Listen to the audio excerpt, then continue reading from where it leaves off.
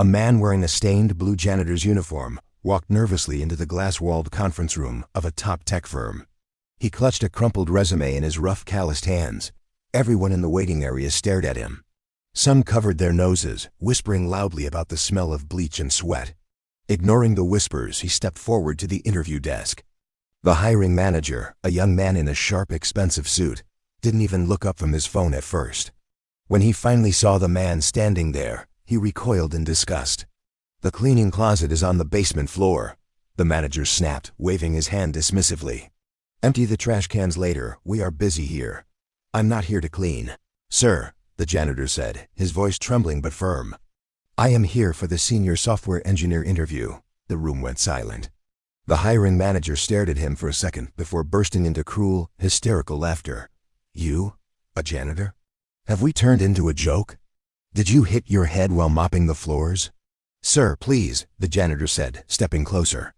"I have a master's degree in computer science. I fell on hard times after my company went bankrupt, and I took this cleaning job just to survive. But I know your systems. I've been studying your code at night.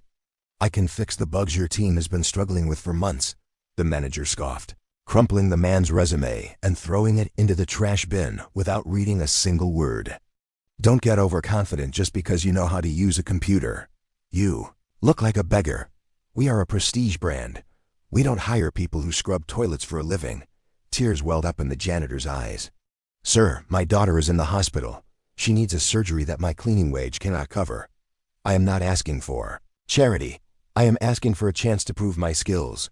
I can save this company millions." The manager stood up, his face red with anger. "I said get out. Stop playing the victim card. You are polluting the air in my office. Security. Remove this trash immediately so we can interview actual human beings." Suddenly, the heavy oak doors swung open. The company owner, who had been quietly fixing a light fixture in the corner, disguised as a workman to test his staff, stepped forward. He took off his cap and looked at the manager with eyes full of fury. "The only trash in this room," the owner said, his voice booming, "is your attitude." The manager turned pale. "Sir, I didn't know. I was just getting rid of this unqualified." "Unqualified?"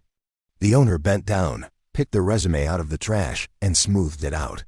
"I reviewed all the applications personally. This man scored higher on our coding test than you did." He turned to the janitor. "You are hired as my new head of engineering. Your daughter's surgery is on the company." He then looked at the manager.